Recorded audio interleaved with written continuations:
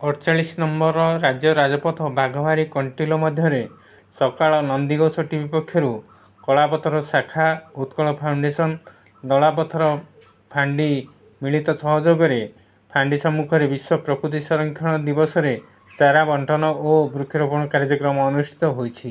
ଏଥିରେ ପୁଣ୍ୟ ଉତ୍କଳ ଫାଉଣ୍ଡେସନର ରାଜ୍ୟ ସଂଯୋଜକ ଭରତ ବେହେରା, କଳାପଥର ଶାଖାର ସମ୍ପାଦକ ନରେଶ କୁମାର ସାହୁ, ଦଳାପଥର ଫାଣ୍ଡି ଅଧିକାରୀ ଅନିଲ କୁମାର ନାୟକ, ଆଇନଜୀବୀ ବିଭୂତିଭୂଷଣ ପାଣିଗ୍ରାହୀ, ସାମ୍ବାଦିକ ମାନସ ରଞ୍ଜନ ସାହୁ ଓ ସିପାହୀ ଦୀପକ କୁମାର ବେହେରା ପ୍ରମୁଖ ଅତିଥି ଉପସ୍ଥିତ ରହି ଉତ୍ସାହିତ କରିଥିଲେ।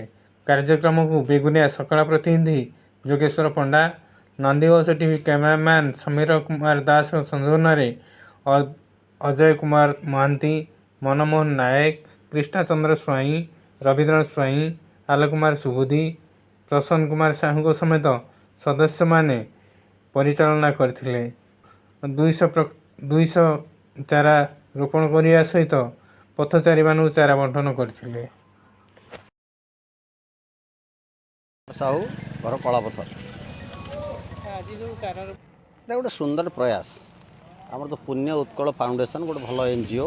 ସେ ଆମେ ଶୁଣିଛୁ ସିଏ ଯେତେବେଳେ ଆମର କୋଭିଡ୍-19 ହେଇଥିଲା ସେଥିରେ ମଧ୍ୟ ସମସ୍ତ ଲୋକମାନଙ୍କୁ ନେଇ ସାହାଯ୍ୟ ସହାନୁଭୂତି କରିଥିଲେ। ଲୋକମାନେ ଘରୁ ବାହାରି ପାରୁନଥିଲେ, ସେତେବେଳେ ମଧ୍ୟ ସେ ଖାଦ୍ୟପେୟ ନେଇ ଲୋକମାନଙ୍କୁ ଦେଇଥିଲେ।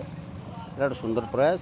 NGO ମାନେ ଏହିସବୁ ମାଧ୍ୟମରେ ଭଲ ପରିଚିତ ଲାଭ କରନ୍ତି। ଯେଉଁ ବୃକ୍ଷରୋପଣ କାର୍ଯ୍ୟକ୍ରମ ଏଇଟାକୁ ଆମେ ତାକୁ ହୃଦୟରୁ ଧନ୍ୟବାଦ ଦେଉଛୁ।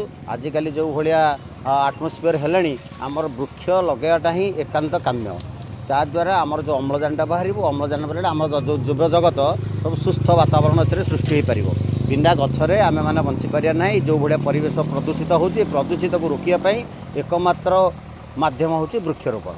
ତେଣୁ ଯେଉଁ ସୁନ୍ଦର ପ୍ରୟାସ କରିଛନ୍ତି ତାଙ୍କୁ ଏବଂ ତାଙ୍କର ଏହି ସଂସ୍ଥାର ସମସ୍ତ ସଦସ୍ୟମାନଙ୍କୁ ତଥା ସକାଳ ଏବଂ ନନ୍ଦିଘୋଷ ଟିଭିକୁ ଆମେ ତାଙ୍କୁ ହୃଦୟରୁ ଧନ୍ୟବାଦ ଜଣାଉଛୁ। ସିଦ୍ଧାର୍ଥ ଷଡ଼ଙ୍ଗୀ, ଘର ଦଳାପଥର। ଏ ପୁଣ୍ୟ ଉତ୍କଳ ଫାଉଣ୍ଡେସନ୍ ତରଫରୁ ଯେଉଁ ବୃକ୍ଷ କାର୍ଯ୍ୟକ୍ରମ ହେଉଛି, ଏ କାର୍ଯ୍ୟକ୍ରମ ବହୁତ ଭଲ କାର୍ଯ୍ୟକ୍ରମ। ଏହାଦ୍ୱାରା କ'ଣ ହେବ, ଲୋକମାନେ ଗଛ ଲଗାଇବା ଦ୍ୱାରା ଅମ୍ଳଜାନ ମିଳିବ, ସମସ୍ତେ ପରିବେଶ ଭଲ ରହିବ, ସମସ୍ତେ ଭଲରେ ରହିବେ। ବୃକ୍ଷ ହିଁ ଜୀବନ, ମୁଖ୍ୟ କଥା ହେଉଛି ବୃକ୍ଷ ହିଁ ଜୀବନ। ସେଥିପାଇଁ ସମସ୍ତଙ୍କୁ ଅଶେଷ ଧନ୍ୟବାଦ। ସମସ୍ତେ ଗଛ ନେଇକରି ଯଦି ଲଗାଇବେ ବହୁତ ଭଲ ହେବ। ଆଲୋକ କୁମାର ସୁବୁଦ୍ଧି, ପାଟପୁର ଶାସନ ପଞ୍ଚାୟତ, ଶ୍ରୀରାମପୁର।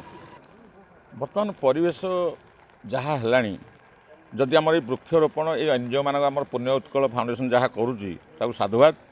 ଆଜି ଯେଉଁ ପରିବେଶ ଚିନ୍ତାବୋଧ ସେଇମାନଙ୍କ ପାଇଁ ଆଜି ପରିବେଶ ସୁରକ୍ଷିତ ହେବାକୁ ଯାଉଛି। ଆଉ ବହୁତ ବହୁତ ଧନ୍ୟବାଦ ଆମ ଅଞ୍ଚଳ ତରଫରୁ ଯାହା ହଉ ଏଇ ଗୋଟେ ଯେଉଁ ପ୍ରୟାସ ଜାରି ରଖିଛନ୍ତି, ଆମେ ତାଙ୍କୁ ସାଧୁବାଦ ଜଣାଉଛୁ। ତା ସହିତ ଆମର ଯେଉଁ ସକାଳ ଟିଭି ଆଉ ନନ୍ଦିଘୋଷ ଟିଭି ଆପଣଙ୍କୁ ବହୁତ ବହୁତ ଧନ୍ୟବାଦ, ଯାହା ହଉ ତାଙ୍କୁ ଉତ୍ସାହିତ କରିଛନ୍ତି ଏ ବାବଦରେ।